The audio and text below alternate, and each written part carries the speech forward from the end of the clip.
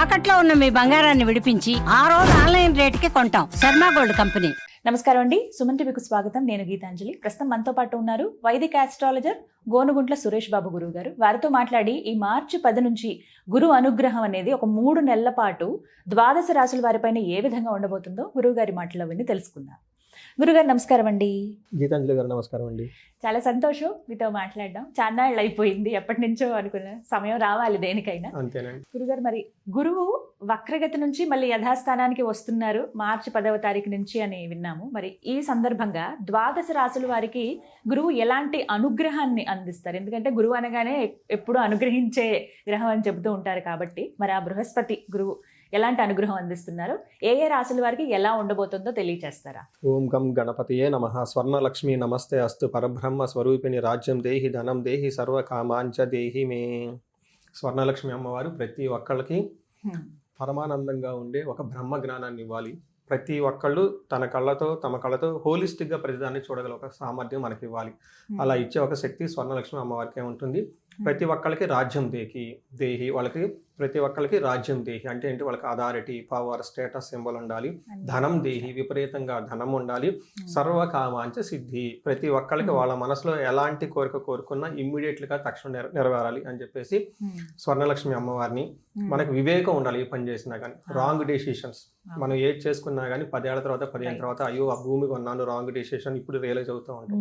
అలా wrong decision చేసుకోకుండా intelligence, బుద్ధి మనకు ఉండాలి. కాబట్టి గణపతి మనకు అది ఇవ్వాలి. ఈ 2 ఉంటే చాలు. వివేక వైరాగ్యం ఉంటే లైఫ్ అంతా హ్యాపీ అంట ఆది శంకరాచార్యులు చెప్తూ ఉంటారు. ఇందులో మీరు అడిగిన విధంగా గురువుని గురించి చాలా ఇంపార్టెంట్ అండి. గురువు బ్రహ్మ, గురువు విష్ణు అంటారు. అంటే మనకున్న ఎన్నో జన్మల కర్మల మొత్తాన్ని కరిగించి ప్యూరిఫై చేసి సన్మార్గంలో పెట్టే ఒకే ఒక శక్తి గురువుకు ఉంటుందండి. అందుకనే ఆయనకి బ్రహ్మ విష్ణు కంటే కూడా ఇంకా పెద్ద అని చెప్తూ ఉంటారు అనమాట. మనం లలిత సహస్రనామం చూసుకున్నా, లేదంటే విష్ణు సహస్రనామం చూసుకున్నా, ఎలాంటి స్తోత్రాలు చూసుకున్నా కానీ, ఎలాంటి పెద్ద పెద్ద హోమాలు చేసినా కానీ ముందు గురువుకి ప్రార్థన చేయకుండా ఏది చేసినా కానీ అది కలవదు.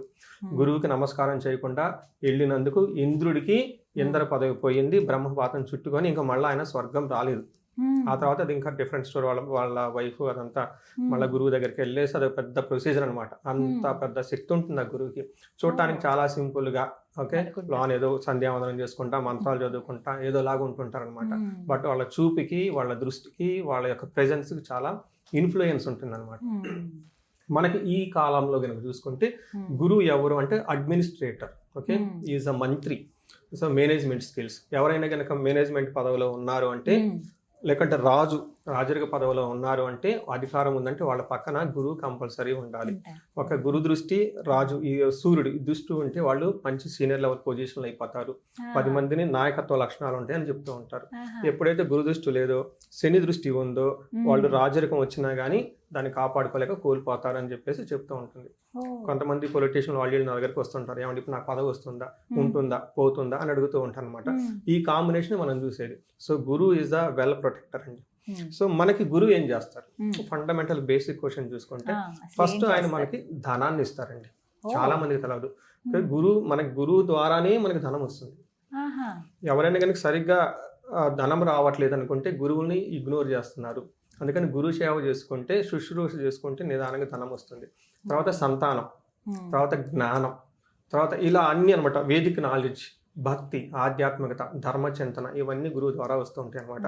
అందుకని ఈ గురువు సరిగా ఉంటే అన్ని సన్మార్గంలో ఉంటుంది. లక్ష్మీదేవి కూడా గురువుని ఫాలో అవుతూ ఉంటుంది అనమాట. ఎందుకంటే ధర్మాన్ని కాపాడతాడు కాబట్టి. ఏది ధర్మం, ఏది అధర్మం అని మనకు ఎలా తెలుస్తుంది? ఎవరో ఒకరు చెప్పాలి కదా. ఆ సోర్స్ గురువు అనమాట. అందుకని చెప్పేసి లక్ష్మీదేవి వాళ్ళ అన్నగారు శుక్రాచార్యుడు కూడా గురువే ఆయన. అందుకని చెప్పేసి జ్ఞానము ఎక్కడ ఉంటుందో, ధర్మం ఎక్కడ ఉంటుందో లక్ష్మీదేవి వాళ్ళని ఫాలో అవుతుంటుంది అని చెప్తూ ఉంటారు. సో ఈ సందర్భంగా గురువు మొన్నటిదాకా రివర్స్ వెళ్ళిపోవటంతో దాని యొక్క ఇంపాక్ట్ 12 రాశులకి ఏంటి, ఇప్పుడు మరలా సన్మార్గంలో రుజు మార్గంలో రావడంతో వాళ్ళ యొక్క ఇంపాక్ట్ ఏంటి 12 రాశులకు చూద్దాం. తప్పకుండా. గురుగారు, కన్యా రాశి వారిపైన గురు ప్రభావం ఎలా ఉండబోతోంది ఈ మార్చి 10వ తారీఖు నుంచి?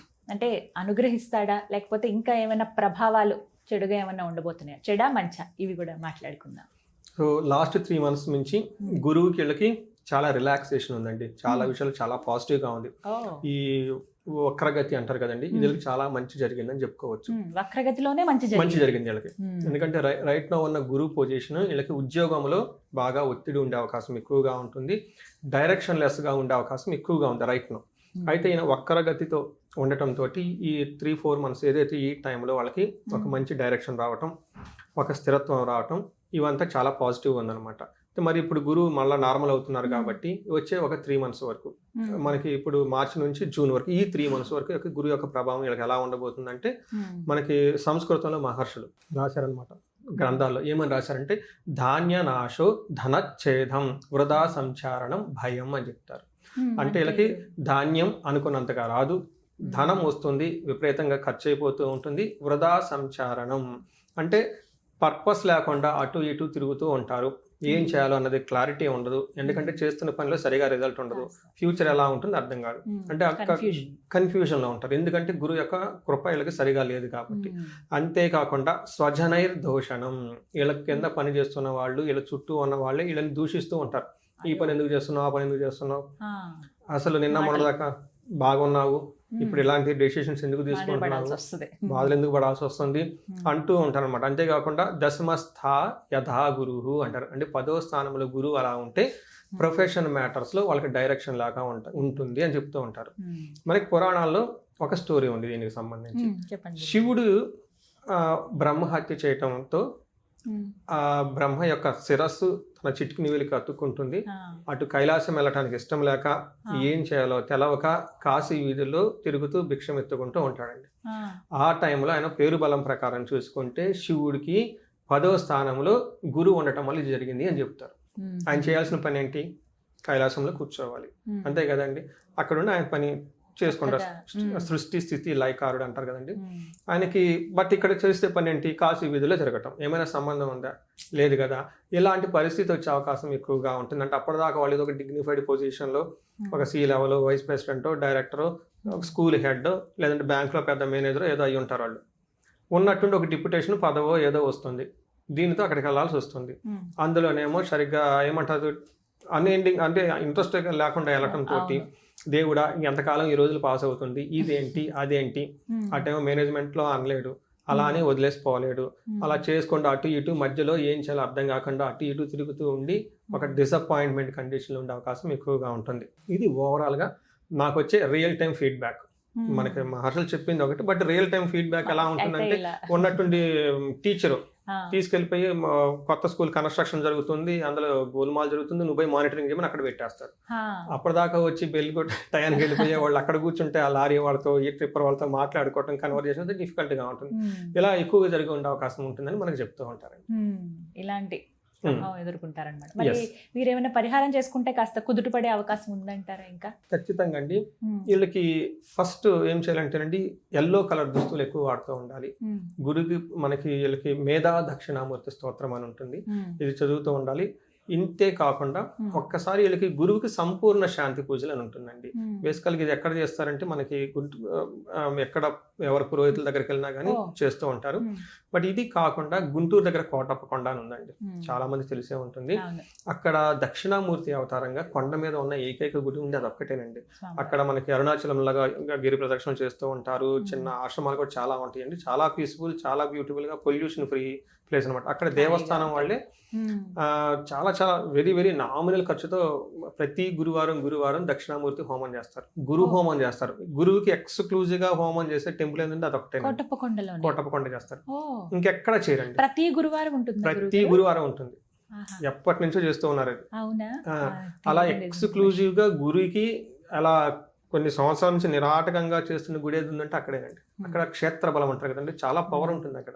ఒక రోజు కాదండి, ఎప్పటి నుంచో ఆ మంత్రం చదివి అక్కడ నేను చాలా మంది అక్కడికే పంపిస్తూ ఉంటానండి. అక్కడ కనుక వెళ్ళిపోయేసి కూర్చొని చక్కగా హోమం అంతా చేయించేసుకొని, వీలైతే ఆ కొండ మీద అకామిడేషన్ ఉంటుంది, బట్ కింద చిన్న చిన్న ఆశ్రమాలు చాలా ఉన్నాయండి, బాగుంటాయి. ఆ ఆశ్రమాలకు చక్కగా స్టే చేయగలిగితే, గిరి ప్రదర్శన చేయగలిగితే ఈ రాశి వాళ్ళకి చాలా చాలా బాగుంటుంది. మేనేజ్మెంట్ పవర్ వస్తుంది.